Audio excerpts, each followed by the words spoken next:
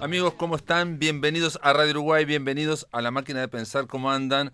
Recuerden que arranca La Máquina de Pensar, que estamos con Gonzalo Gervás en controles de emisión y que mañana a las 19:30 horas en el Centro Cultural de España vamos a estar haciendo una nueva edición, un nuevo encuentro del ciclo Todos Somos Raros, un quilombo y 100 palomas. Vamos a estar reuniendo al uruguayo Martín Bentancor y su novela El fondo del quilombo y a la escritora argentina Elida Seidler y su novela 100 palomas muertas. Va a estar con nosotros la guitarra y la voz de Mauricio Ubal y nada, va a ser como siempre, digo, algo distinto y va a salir fenómeno mañana a 19:30 horas en el Centro Cultural de España, porque aquí empezamos de esta manera.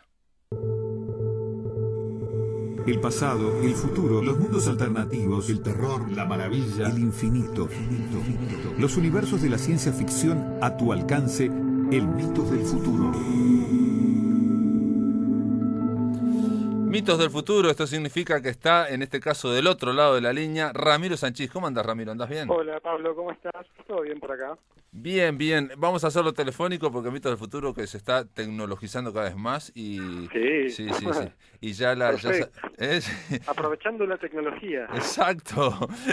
Los avances de la tecnología del siglo XXI, Totalmente. vamos a requerir al teléfono para que Ramiro Sánchez nos hable de una novela que ya la anunciamos que se llama Aniquilación. ¿Qué es esta novela? Exactamente. Bueno, yo diría que es una suerte de clásico contemporáneo y me voy a justificar en esta afirmación un poco tremenda, estipulándola como una suerte de paradigma, por decirlo así, de lo que venimos llamando en este ciclo el weird, ¿verdad? Esa fusión entre horror, literatura extraña, inquietante y ciencia ficción. Es una novela de 2014 de Jeff Vandermeer, que además ha sido llevada al cine. Se puede ver, creo que en Netflix todavía está disponible, Sí, una yo lo vi en adaptación. Netflix. Sí, Ah, sí. exactamente. Y bueno, como me interesaba señalar la trama, la idea, un poco todo lo que es el corazón de esta novela, es la mejor definición posible de lo que hace el weird ahora, me parece. El weird en general, porque podríamos hablar de la variante latinoamericana, como lo vamos a hacer, espero pronto, pero si hablamos del weird en general, esta novela de Vandermeer resulta ser como ideal, de alguna manera, para usarla de ejemplo de lo que es subgénero, no sé cómo llamarlo de otra manera. ¿Por qué es esto? Bueno, porque el planteo básico de la novela es que hay una zona, que en la novela, por cierto, entre paréntesis aclaro esto, es la primera entrega de una trilogía. El título global de la trilogía es Área X, y esa es un poco la designación de este lugar en alguna parte del norte de Estados Unidos, una zona de profusa vegetación, bosques, como quieran verlo, que ha sido de algún modo invadido o permeado por algo, ¿ah? Y ese algo hace cosas misteriosas. Sí, En la genera película, efectos. En la película que la vi yo, digamos, tenía un tinte más de ciencia ficción, ¿no? bueno, exactamente. Eso, justo Pablo me sacaste las palabras de la boca porque por ese lado quería arrancar. La película toma una decisión, ¿ah?, basada en lo que pasa más adelante en la trilogía, pero acá vamos a hablar de la novela y de específicamente la primera novela de la trilogía, ¿no? Aniquilación. Y en la película lo que hacen como decisión de los autores, de los guionistas, es ya desde de entrada justificar esta extrañeza de la zona, atribuyéndola a la caída de algo, ¿tá? Que cuando comienza la película lo podemos identificar, sea como un meteorito o no sé. Y eso hará que algún oyente con ciertas lecturas arriba de ciencia ficción, sin duda la va a relacionar con al menos dos cosas, o tres. Por un lado podríamos tener la clásica novela de ciencia ficción soviética, Picnic extraterrestre, o también traducida, Picnic al borde del camino, que es de los hermanos Arkady y Boris Strugatsky, los clásicos de la ciencia ficción soviética, y es una novela en la que se inspiró a Tarkovsky para la también súper clásica película Stalker, ¿verdad? Stalker, claro, También claro. creo que llamada La Zona. Bueno, es eventualmente, que ahí ellos hablaban, digamos, en ruso hablaban y decían la palabra rusa zona. Estamos en la, ¿no? Hablando, o sea, se decía Exactamente. exactamente igual que la zona. En Y, la novela de los Strugatsky hay un aterrizaje extraterrestre, pongamos así, un vehículo permanece un tiempo en esta zona y se va. Y los desechos que deja tienen como la propiedad de deformar la percepción de la realidad o la realidad misma, alterando las propiedades, llamémosla, espaciotemporales de la zona. Que claro. los que vieron la película se acordarán de que, por ejemplo, era imposible proceder en líneas rectas, Exacto. entonces uno tenía que usar estos guías o llamados stalkers, justamente, que eran los que eran capaces de ir llevándote por las zonas, por los caminos laberínticos, aunque uno lo que veía era una extensión de digamos, césped, aunque así fuese, y había que dar rodeos, girar, bueno. Un poco esa idea de un lugar, ¿no? De un espacio contaminado por una suerte de perturbación, es lo que algunos críticos han dado en llamar horror sintomático, que se puede aplicar a distintas historias. Y la más clásica, como alguna precursora de todo esto, sería El color que cayó del cielo de Lovecraft. Bueno, cuando dijiste un meteorito, poco, yo te iba a decir, o el color que cayó del cielo, un color. Tal cual, tal cual. Es que lo que tiene la novela de Vandermeer es que une muy explícita, clara y hasta te diría límpidamente estas novelas que antes las incorporaríamos o la de Lovecraft al horror o la de los Strugatsky a la ciencia ficción, pero en el momento en que Vandermeer toma todas estas influencias y las reformula, lo que termina produciendo es ese registro específico del weird, sobre todo en el momento en que eso no está necesariamente explicado. En la novela de Lovecraft, de algún modo, funciona un poco así las cosas. Sabemos que algo proveniente del espacio cayó en esta granja y contaminó, invadió las aguas subterráneas, la vegetación, el suelo, y todo termina generando esta zona donde las cosas crecen de un modo extraño, donde la gente se enferma, y eso mismo es lo que vamos a encontrar en la trilogía Área X, en particular en Aniquilación. Las sucesivas expediciones que se nos cuentan en la novela han sido enviadas a esta Área X, sus integrantes se han vuelto o bien dementes o bien enfermos.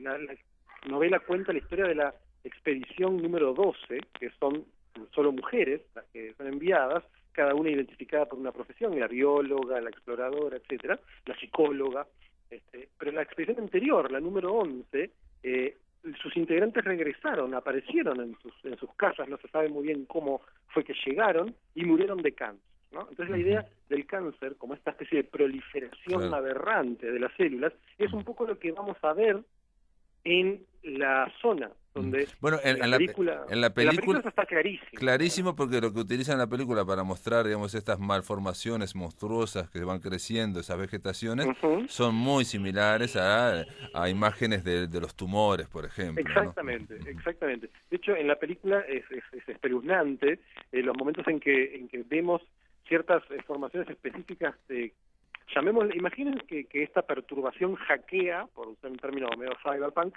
el ADN, ¿no? de la vida que hay ahí, y lo hace crecer a sus propias pautas incomprensibles para nosotros los humanos, ¿no?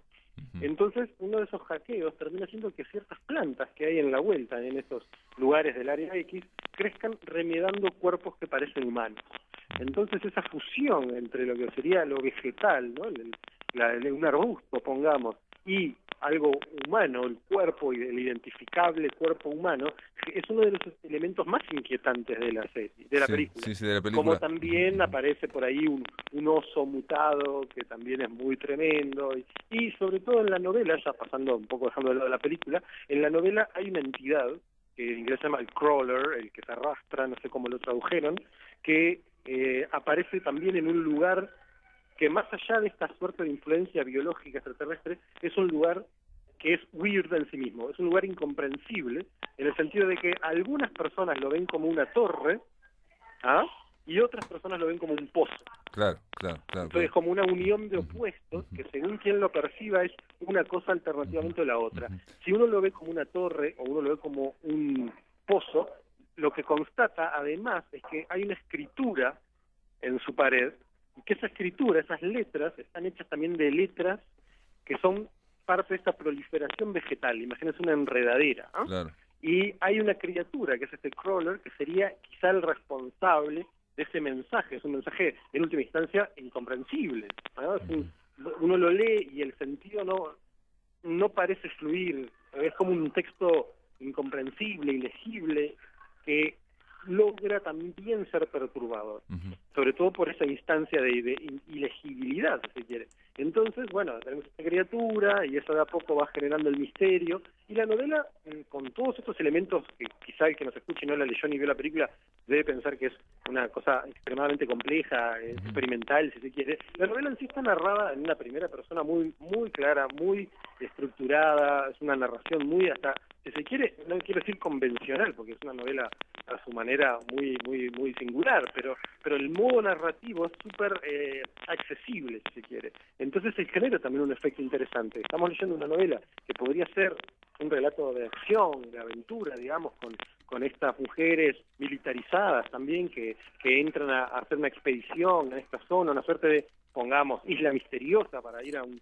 subgénero de la aventura muy conocido, y que empieza en esta narración tan legible, por decirlo así, a incorporar estos conceptos complejos, estos conceptos que nos cuesta de algún modo terminar de digerir. Y ese efecto es el weird también, esa idea de no estar comprendiendo del todo, no tener un narrador que nos aclara las cosas, ¿no? Sino que más bien nos produce esta sensación hasta visceral del horror inquietante, ¿verdad?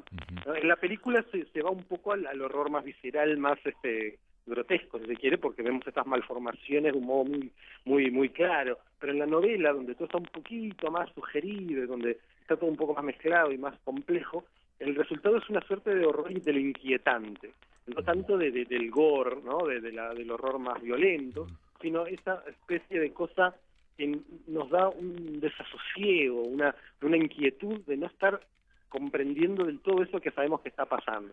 Y en ese sentido también es paradigmática, o sea, eso es lo que produce el weird, esa es una de las maneras de definir el weird en tanto efecto de lectura.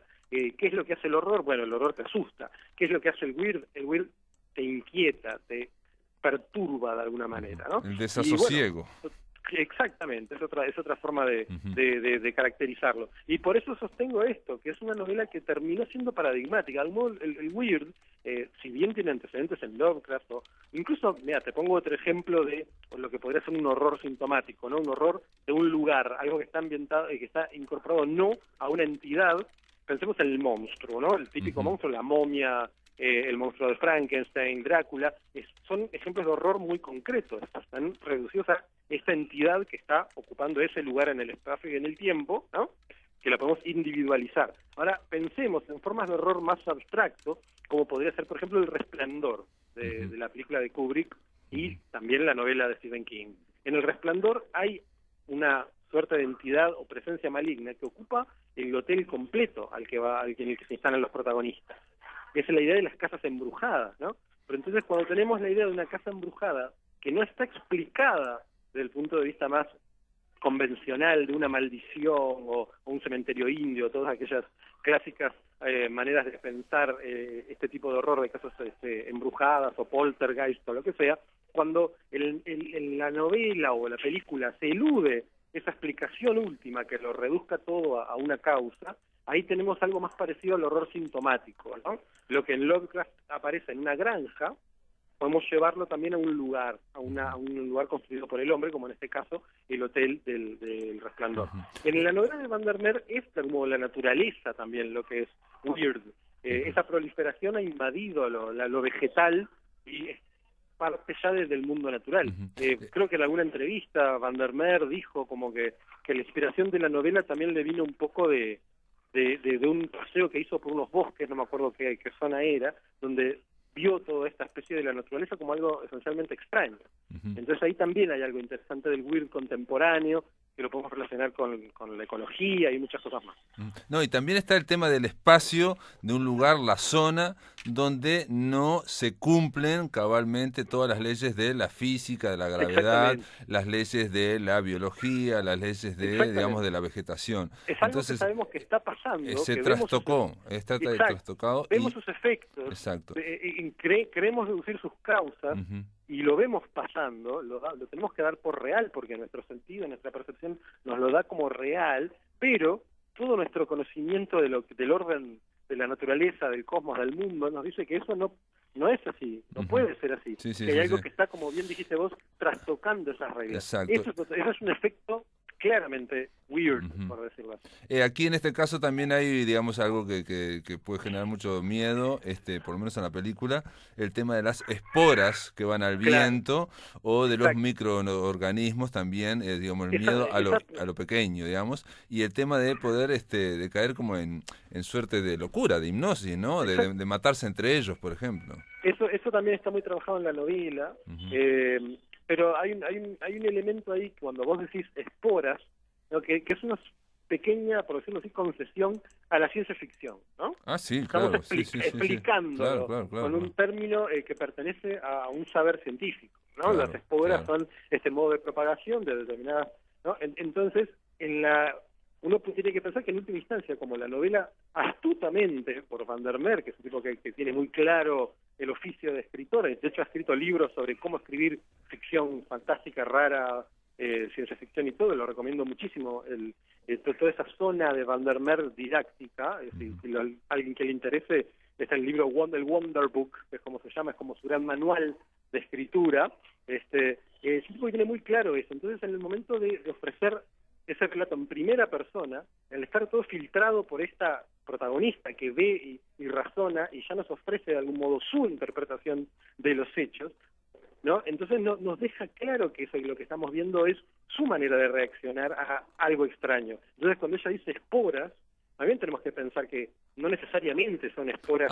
Es una explicación del personaje, sí, de acuerdo. Exactamente. En la película se desdibuja un poco eso, porque no podemos tener, no está pensada como un punto de vista, pero en la novela sí, la novela está en primera persona. Entonces, cuando vemos la idea de esporas, en realidad, bueno, es la manera en que esta mujer se explica eso, ¿no? Que es bióloga. Entonces ella dice, bueno, esporas, como las bacterias o los hongos, ¿no? Entonces, lo que sí sabemos es que hay una suerte de vector discreto, individual, de transmisión, que es lo que contribuye a ese hackeo del ADN, por decirlo de alguna manera. En la película, como necesariamente la película está mostrando, y por lo que decía recién, no puede o no quiso esforzarse por el lado del punto de vista, o sería más difícil que en la literatura, está todo un poco más definido, ¿no? Está todo un poco más claro. Y en ese sentido es lo que decíamos al principio, en la película está más claro que eso es una perturbación producto de una influencia extraterrestre, no necesariamente vida inteligente, pero no está claro qué es lo que busca todo esto. Eso es otro elemento típico del tratamiento que hace el weird de lo extraterrestre. Imaginemos en la ciencia ficción clásica, o pongamos Star Trek, por más que sea difícil eventualmente comunicarse con un extraterrestre, estos extraterrestres siempre tienen objetivos, o sea, dominio, control. Sí, básicos. ¿no? Hay objetivos, hay una agencia que está enfocada a lograr algo que es comprensible. Pero hay ciertas obras de ciencia ficción que prescinden de eso. El ejemplo más claro, por supuesto, es Solaris. Solaris, que también es otra cosa que se modifica por la emoción, y yo te iba a decir al final, en la novela El lugar del Lebrero, Mario Lebrero también descubren al final que en realidad todo se va transmutando, y en realidad era por la emoción de cada uno. Bueno, es que Pablo, yo he escrito por ahí que si bien la categoría weird quizás no le entra al Lebrero porque no siempre está jugando a esa cosa del horror inquietante, pero esa manera de generar esa disonancia cognitiva, ¿no? Entre lo que vemos que está pasando pero no podemos explicarlo, es muy típico de la literatura del Lebrero, y es lo que en mi opinión termina insertando al Lebrero contra quizás su propia voluntad crítica, digamos, a estos nuevos géneros de la ciencia ficción, como el weird. Perfecto. Entonces está muy bien que traigas a colación El lugar, porque aparte ya parece una declaración de horror sintomática. automático, es un lugar extraño, ¿no? El lugar. Y Ramiro, bueno, te tengo que sí, dejar porque sí, claro. nos están presionando desde... Como siempre son cosas de las que podemos hablar Horas, bueno, horas. Y tal cual. yo no quería sacar la novela El lugar del lebrero porque digo, esto va a ser un nodo para que Pero Ramiro Sanchís pero empiece a estuviste bien. aparecer, y Igual pero estuviste está, bien lo porque mencionamos queda al final. resonando en la cabeza de que nos están escuchando. Dale. Y bueno, recomendadísima la novela de Jeff Vandermeer. Y bueno, Pablo, muchas gracias una vez más por invitarme. La novela se llama Aniquilación, también está la película en Netflix, el escritor se llama Jeff Vandermeer. Amigos, esto después de la pausa seguimos en La Máquina de Pensar. Amigos, ahora en La Máquina de Pensar vamos a darle la bienvenida al escritor portugués João Tordo, autor de la novela Las Tres Vidas, que es una novela del 2009 que ha sido traducida por la editorial argentina Crack-Up. Y esta novela fue ganadora del premio Saramago, entonces le voy a dar la bienvenida primero a João Tordo. João, ¿cómo andás? Hola, bienvenido. Gracias por tenerme. Y Ariel Exacto. Díaz, editor de Crack-Up, que ya tuvo hace un tiempo aquí, nos recordó hace 5 años pasaste por acá por La Máquina de Pensar, pero bueno, Crack-Up vive y lucha. Exactamente, ¿no? Sí. Uh-huh. Gracias, Pablo, Uh-huh. por la invitación nuevamente. Uh-huh. Y sí, goza de buena salud la editorial. Porque en su momento también tenían una librería, exacto, ¿puede ser? sí. Y la librería... La librería cerró, lamentablemente, sí, me acuerdo. a fines de 2015. Sí, me acuerdo, no sé cómo, capaz que lo conversamos acá. Y pero vos en Crack-Up, que es un término también sacado de Scott Fitzgerald, ¿no? Así es, decir, sí, ¿no? sí, un homenaje. En un homenaje, no es habitual traducir a literatura portuguesa en estas zonas. Y es más, yo te diría, João, ya te lo digo, claro. En Uruguay una de las cosas que hablamos una y otra vez es que Uruguay y Brasil viven casi de espaldas, ¿no? Pese a que estamos muy vinculados, sobre todo el norte está muy vinculado. Alguien ha dicho que musicalmente, por ejemplo, hay una región que es el sur de Brasil, el norte de Uruguay, sí. y el centro de Argentina, como un país musical, decía un poeta uruguayo, ¿no? O sea, hay un vínculo. Sin embargo, a nivel literario, hay como están espalda con espalda. ¿Por qué traducir a João? Estoy de acuerdo con tus palabras, Pablo. Llama la atención porque muchas veces vienen portugueses de Río de la Plata, pero sin obra en español. Es alucinante, sí. Es alucinante, sí. Entonces, bueno, hay una oportunidad ahí para trabajar. Sí. O se hacen aquí eventos, cuando se hacen eventos son en torno a Pessoa, por ejemplo. Pessoa sí, cada vez, ¿no? Claro. Obviamente. No muere nunca. No muere nunca. No, creo que cada vez más vivo está. Exacto. Pero quizás los contemporáneos no se difundan tanto y hay muchos contemporáneos sin obra en español. Bueno, yo era uno de los autores que no se había publicado en América Latina de habla hispana. Entonces vimos una oportunidad ahí, nos postulamos a un apoyo que lanzó el Camões y Deye Lab en el marco de la Feria de Guadalajara 2018. El país invitado fue Portugal y entonces nos presentamos, seleccionamos dentro de un catálogo de autores portugueses y africanos de lengua portuguesa, seleccionamos a Tordo. Bueno, aquí estoy pensando, obviamente cuando hablamos de portugués también hay que decir que Saramago, digamos, abrió las puertas para esta generación. Y vos lo decís, João, ¿no? Decís que para tu generación abrieron las puertas. Y aparte, ¿qué piensa un escritor de una novela que escribió en el 2000, se publicó en el 2009, estamos en el 2019. 2008. Se publicó en 2008. Sí. Y la escribiste, obviamente, antes. Entre 2006 y 2007. Lo que pasa es que de todos mis libros es probablemente el libro más leído, el libro más conocido, porque yo antes de este libro... como tenía escrito 2 novelas muy cortas, 2 novelas de juventud, de principiante. Con esta novela quise hacer algo con más amplitud y me dediqué a fondo. Quité mi empleo para escribir. ¿Dejaste el empleo? Dejé el empleo para escribir. Es muy fuerte esa novela. apuesta. Sí, yo sé, pero era loco. Muy fuerte. Porque era muy joven y era muy muy insensato. Entonces, sí, Pero bueno, pero quité digamos, el empleo. tiraste pues, una bala y pegó, porque digamos, ganaste el premio Saramago y todo, ¿no? sí, pero cuando quité el empleo no sabía No, que obvio, iba ya a lo ganar sé, el ya premio lo sé, Saramago. ya lo sé, sí, ya Y lo lo sé, que sí. hice fue, bueno, tengo alguna plata que me da para 5 meses, 6 meses. Fui a una casa que mis padres tienen al sur de Portugal, donde no pagaba renta. Claro. Y me cerré las puertas y escribí por 5 meses, 6 meses, lo primero borrador de esta novela. Y por suerte, por milagre, por todo, gané el premio Saramago. El libro fue un éxito de ventas en Portugal y sigue vendiendo después de 10 años, O sea, más 11, de 11. sí, 11 años. Ujú. Por eso es un libro muy emblemático que guardo con mucho cariño porque lo escribí cuando era un Sí, sin joven duda, no, sin lleno duda. de ilusiones, ¿sabes? Sí, sí, no, pero aparte ¿no? Es el sacrificio del héroe, el asalto del héroe, hay una cuestión media heroica, digamos, ¿no? Media Sí. kamikaze también, ¿no? Hay una Total cuestión, ¿no? kamikaze. Totalmente Sí, kamikaze. total kamikaze. Y Rilke, en realidad Benedetti repetía una frase de Rilke que decía que la fama es una suma de malentendidos, Sí, ¿no? O sea, que claro. cuando uno te conocen, en fin, no sé qué, no sé cuánto, al final, siempre es por unos ciertos malentendidos, perfiles, o sea, en realidad Sí. no se sabe exactamente.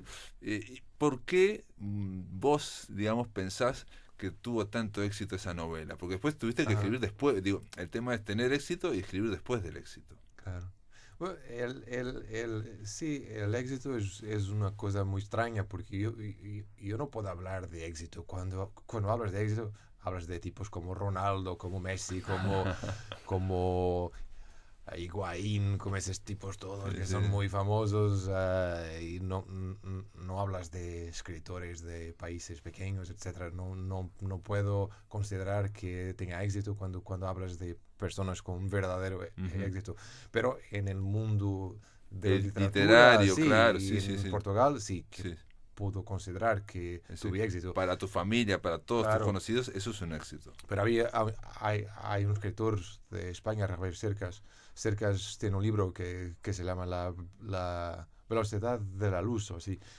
Y habla mucho del éxito que tuve después de una novela que escribió que se llama Soldados de Salamina, sí, Sí, sí. que fue un éxito Sí, sí, brutal. brutal en España.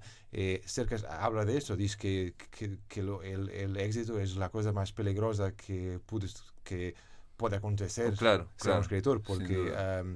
porque se transforma en el idiota que siempre fue.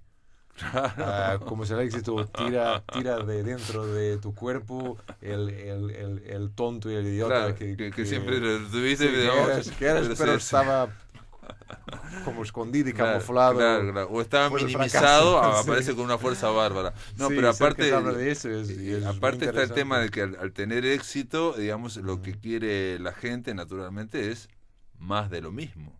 Sí, pero lo que Hay una pasa presión. es que la literatura no es como el fútbol, en que si tú haces más de lo mismo, mira, si marcas 4 goles per partido, bueno, claro, sigue marcando Claro. 4 goles, pero si escribes libros, tus lectores saben cuando estás muy muy relajado Ujú. y cuando estás siendo displicente, ¿así se dice? Displicente, sí, Displicente, o etcétera. apremiado, presionado Sí, también, ¿no? cuando intentas repetir la fórmula de tu suceso, Ujú. los lectores lo saben Ujú. y lo contestan no comprando.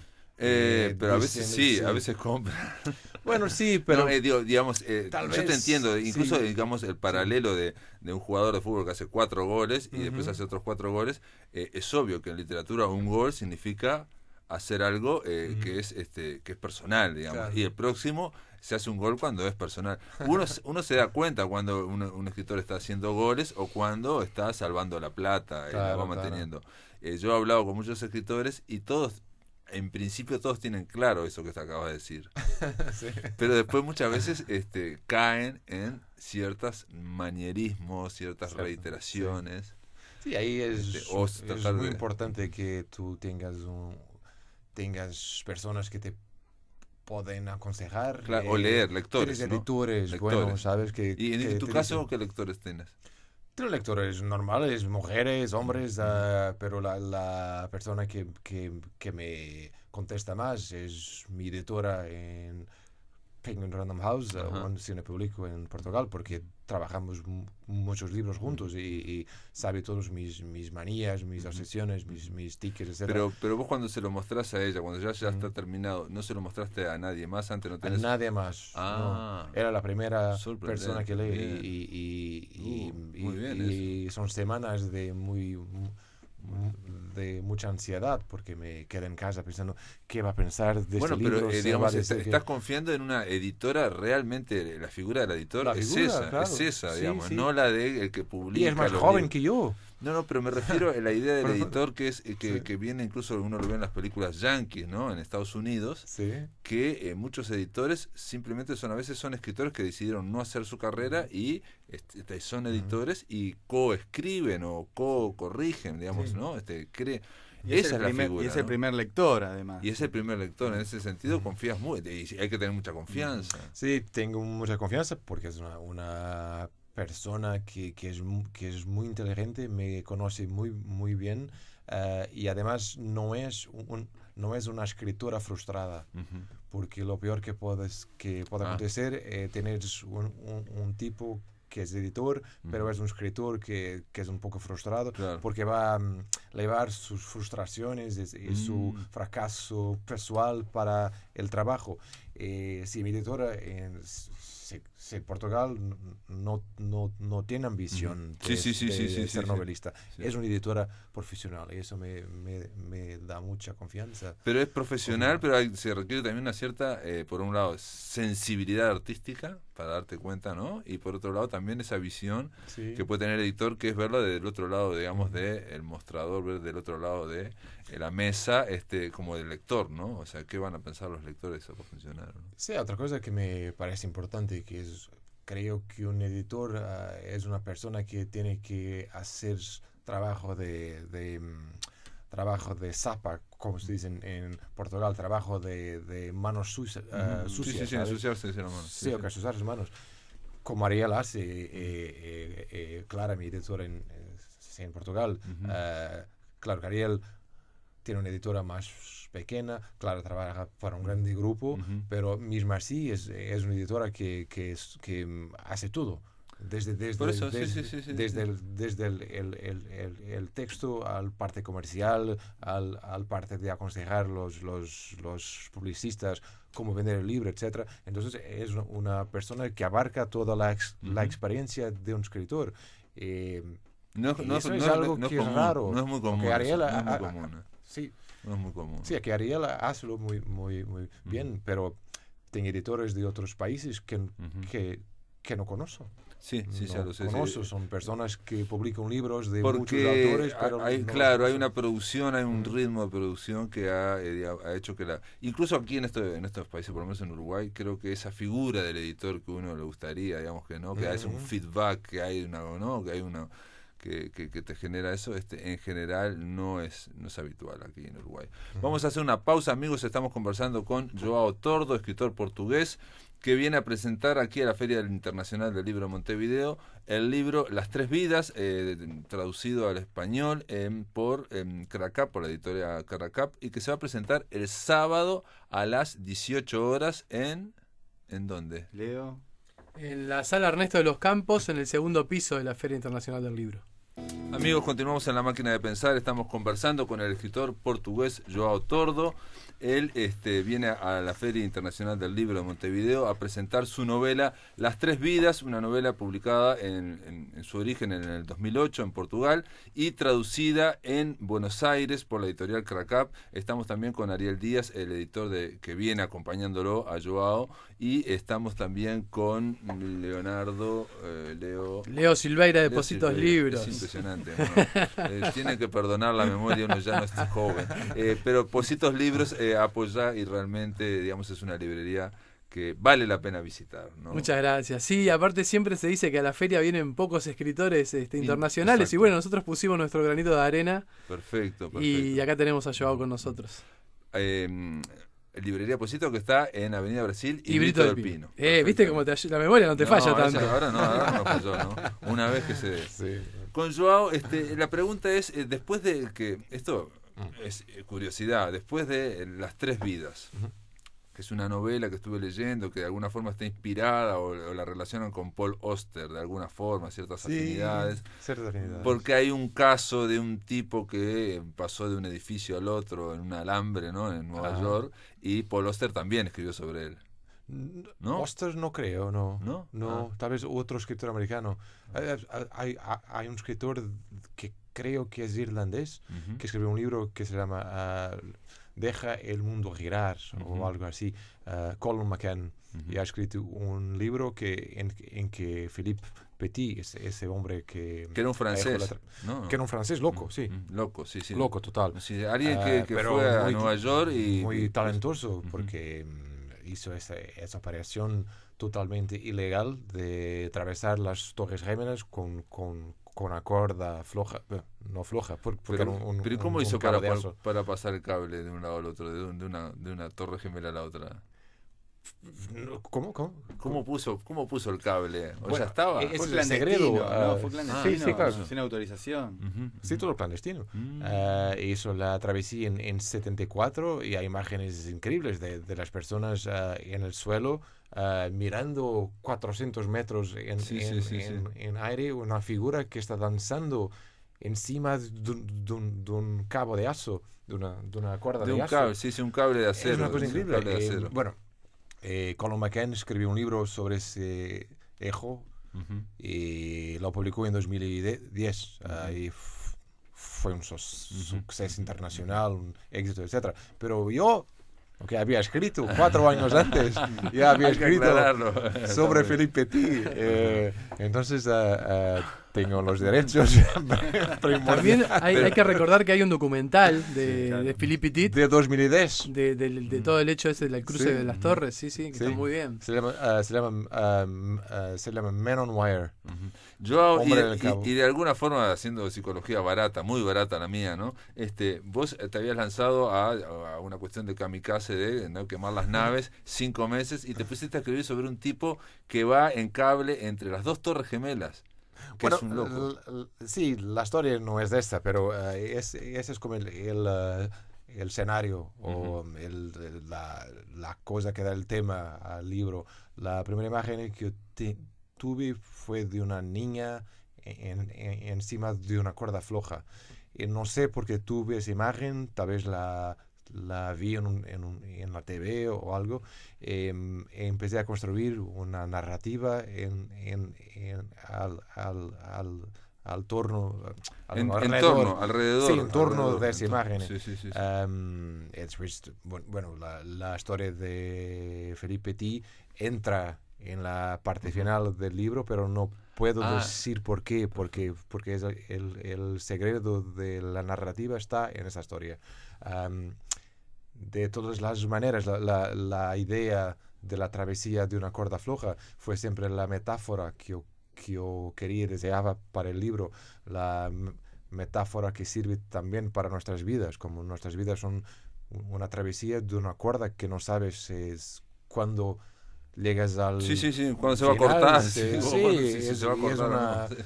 Es una metáfora increíble. Claro. Ahora estuve hablando con un escritor que precisamente hablaba del funambulismo, que es funambulista. Y exactamente estaba hablando de eso, y el epígrafo, digamos, decía que los funambulistas saben en el fondo que el vacío está arriba. No está abajo.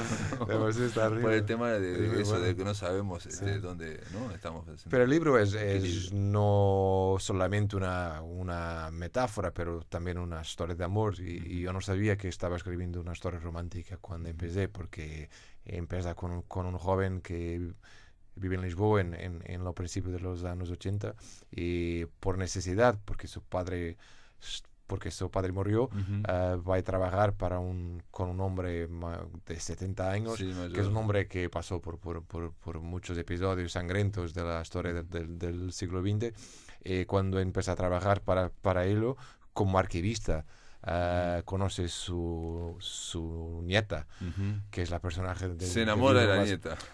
Sí, claro, se enamora porque Pero ahí, es muy joven. Y ahí es entra, muy por lo que ingenuo. yo estuve leyendo ahí, digamos, sobre la novela, entra también con una cuestión media esotérica también, y Un poco, cuestiones sí, sí. esotéricas, y esas Sí. cuestiones también de la historia oculta, Ujú. no solo de Portugal, sino de toda Europa, digamos, Ujú. de los Sí. movimientos fascistas y los masones, y en fin, toda una serie de cosas, ¿no? Sí, lo más curioso es que es que la primera parte del libro, que es un libro grande, la primera parte se pasa toda en una parte de Portugal, la parte media-baja de Portugal, Ujú, que es una área comunista. ujú, Que hoy sigue siendo comunista. ujú. La parte de sublevación en los años 60 y 70 contra la Dictadura de Salazar. sí, exacto, la dictadura salazarista. Yo, el libro se pasa allá, en una quinta perdida en el medio de los campos. El personaje es un neofascista. Ujú. En Sí, el sí, medio sí. de la parte más, Ujú, más izquierda y más ujú. más revolucionaria. Porque aparte Ah, hay un vínculo entre los fascismo y nazismo y el esoterismo. Hay toda una corriente esotérica, ¿no? sí, Pero yo no quería es el que... interés tuyo, digamos, ¿no? Aquí, en este caso, después se continúa en Ujú. Estados Unidos también, ¿no? Sí, sí, sigue para los Estados Unidos y después para Londres, Ujú, de vuelta a Lisboa. Es un libro que hace una trayectoria muy larga porque ujú, el protagonista pasan 25 años desde que empieza a escribir el libro hasta que lo termina. Y ese personaje del viejo, el viejo es una especie de símbolo de todo lo que le pasó en el mundo en el siglo XX, de todo el mal que percorrió los países europeos, de las ujú, guerras, etc. Entonces, su relación con el narrador es lo más interesante, porque el narrador es un tipo muy joven, muy ingenuo, que no sabe nada de nada, se ve confrontado con un tipo que sabe todo, sí. de todas las cosas, Es como un maestro para él. sí, es como Mr. Miyagi en Karate Kid, como le enseña mucho, pero le tira mucho también, Claro, ¿sabes? claro, claro, claro, Da y tira. claro. Pronto son personajes que ya tienen 12 años en mi cabeza, pero siguen siendo personajes de que los lectores me hablan hoy. Es muy Brillante. sorprendente. Brillante. Sí. Vos lo ves con distancia ahora y yo supongo también, digo, en realidad eso pasa con todos los escritores, pero digamos, como autor, vos ahora sos otro lector igual que los otros. ¿Son un otro qué? Sos otro lector igual que ellos, digamos. O sea, Sí, claro, aunque claro. seas un autor y lo Sí, creaste, sí, ahora ellos están al mismo nivel tuyo, sos un lector de esa novela. sí, sí. O sea, ellos pueden opinar también, digamos, ¿no? Claro. ¿Eh? Sí, O no sé cómo lo sentís vos, digamos, cómo lo sientes tú. yo siento que cuando termino un libro hay una fase como de 3 semanas, 4 semanas en que tengo que practicar el desapego, el despego. Ujú. Despego. Sí, o desapego, Sí. desapego, sí, sí. Esta es la parte difícil porque estoy muy apegado a mis personajes, a aquella historia, estoy muy apegado a la narrativa que me llevo meses y meses a construir. Y el desapego es muy interesante porque a partir de ese momento en que el libro sale para la calle, está ahí para las personas lo leen y pronto que etcétera, ya no es mío. Ujú. Y cuando ya no es mío, al mismo tiempo siento una cierta lo echo de menos por veces, Ajá. pero ya no es mi hijo, entonces ya no tengo responsabilidad por él. Ajá. Las consecuencias del libro no son...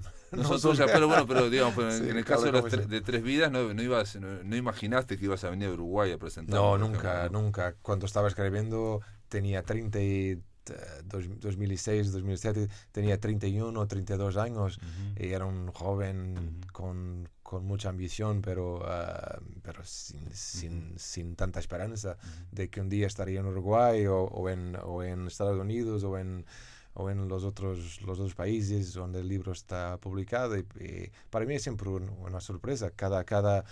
Cada kilómetro que viajo, cada persona que encuentro, cada lector que encuentro en otro país, para mí es un milagro. Ujú. Milagro auténtico, porque Sí, cuando era niño, tenía como 12 años, 13, soñaba con ser escritor.